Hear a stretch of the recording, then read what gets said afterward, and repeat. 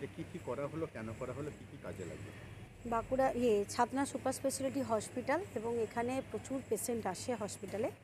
তাদের একটু পানীয় জলের একটা খুব প্রয়োজন ছিল, এবং ওদের দীর্ঘদিনের ওখানে একটা উনাদা এলাকার লোক বা হসপিটাল কর্তৃপক্ষ বারবার বলেছিলেন যে বিশুদ্ধ পানীয় জল, যার জন্যে আমাদের জেলা পরিষদ থেকে আজকে একটা ঠান্ডা জলের এটিএম ওয়াটার আমরা বসিয়েছি, এবং আজ আমাদের সভাধিপতি ম্যাডাম উদ্বোধনও করেছেন।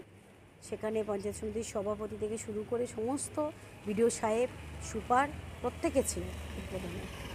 মানুষের খুব সাড়া জেগেছে এবং মানুষ খুব এটা খুশি হয়েছিল এই কাজটাতে। জল কিভাবে পাবে, সিস্টেম কি আছে? সিস্টেম হচ্ছে ওখানে 1 টাকা এবং 2 টাকার কয়েন দিলে জল বেরিয়ে আসবে, এবং এটা একদম বিশুদ্ধ পানীয় জল, এবং একদম ছোট বাচ্চা থেকে শুরু করে যে কোনো পেশেন্টদের এই জলটা খাওয়ানো যেতে পারে। ওই টাকা কোথায় যাবে? টাকাটা হসপিটালের উন্নয়নের তহবিলেই থাকবে, ওদের রোগী কল্যাণ সমিতির উন্নয়ন তহবিলে। অদূর ভবিষ্যতে ওদের দেখভাল কারা করবে?